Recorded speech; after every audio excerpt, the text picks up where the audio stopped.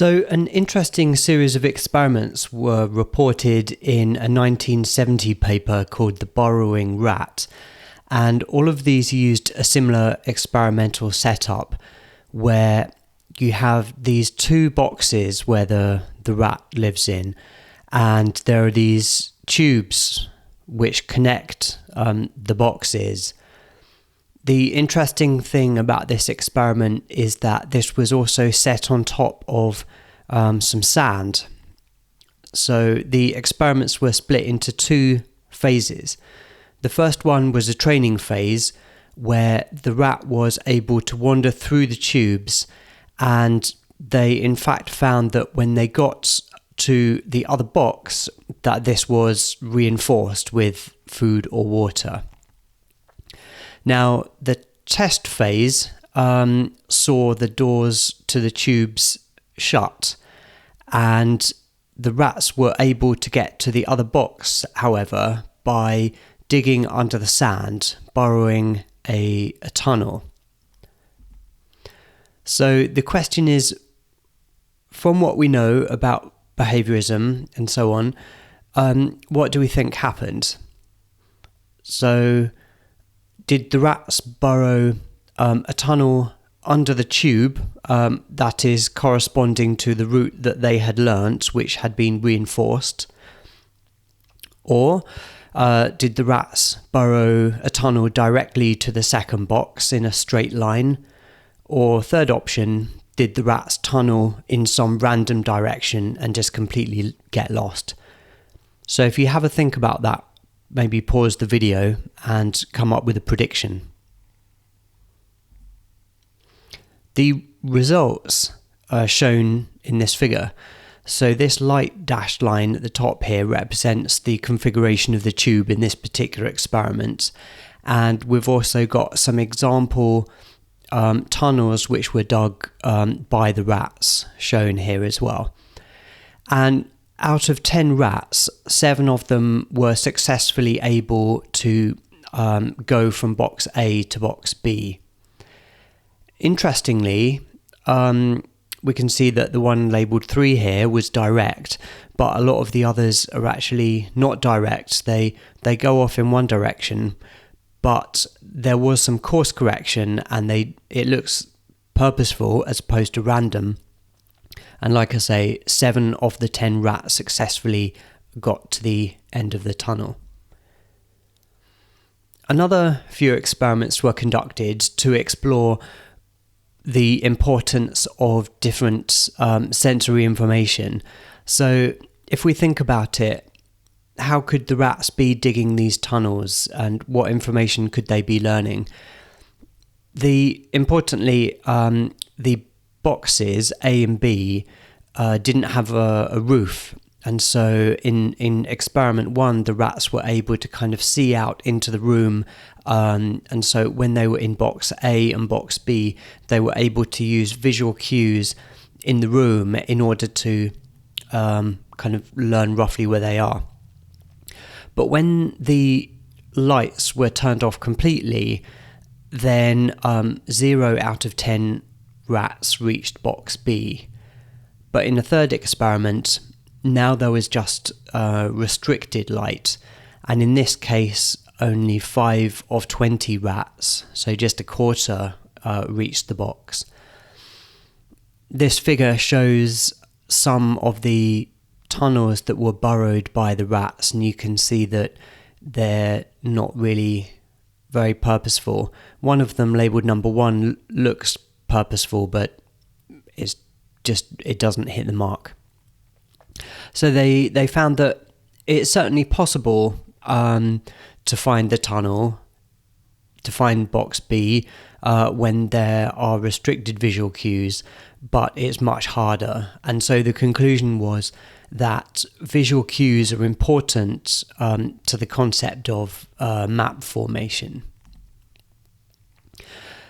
In experiment 5, this now involved a more complex tube. So in phase 1, when the rats were freely running through the tube, this was now more complicated, and so you could think that learning the positions of boxes A and B relative to each other is much more difficult.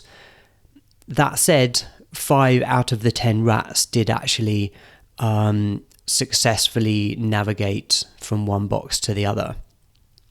And this was a similar rate of success to experiment 1.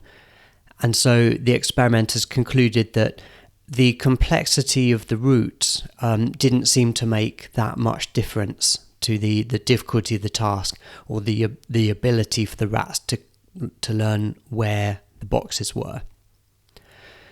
So overall, the results of this study support Tolman's mental map theory, but I'd like you to just take a moment to think about why that is the case.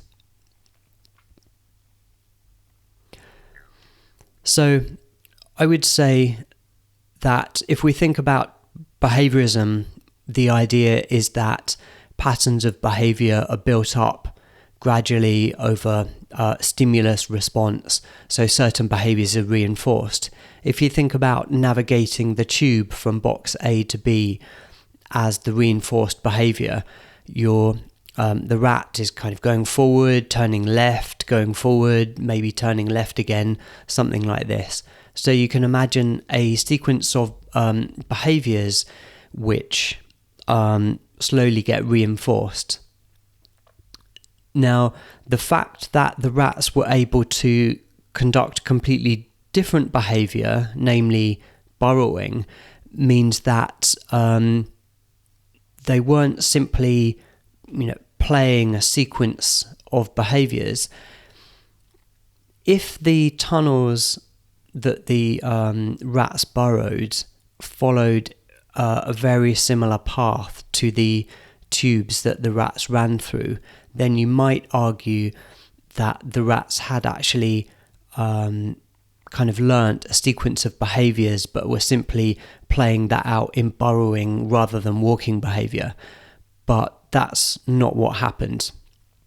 And so it's hard to rationalise this burrowing behaviour with the idea of behaviour being purely the result of a set of reinforced stimuli and responses. Instead, it's much easier to understand the behaviour as being the result of the rats building up a mental map or a cognitive map.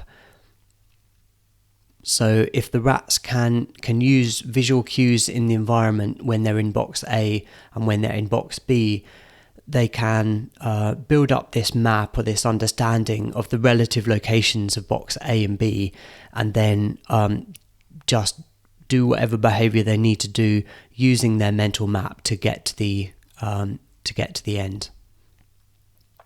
They also found that visual cues are perhaps more important. So you could imagine that in theory the rats could use tactile information. They could use their vestibular cues, so that's they're turning and they're getting sensory information about which direction they're going in. So you would have thought in theory this information could be used, but from the experiment so far it looks like visual cues were relied upon more. There is a slight twist though, in that Tolman's theory of cognitive maps predicts that once the rats had learnt the relative location of the boxes, then if they wanted to get to the second box, then they should tunnel straight toward that box rather than go in these windy paths. They didn't do that. So you could think of a couple of reasons why, if you want to pause the video. A couple of reasons that I can think of is perhaps the learning of the relative locations of the boxes is not perfect. Another reason is that the rats in this study were relatively young and so hadn't engaged in a lot of burrowing behaviour, and so it could simply be that they needed more practice, and so that would lead to a prediction. If you did this with older rats, then you might predict that they would take more direct paths. I don't know whether that's true or not, but that would be a prediction.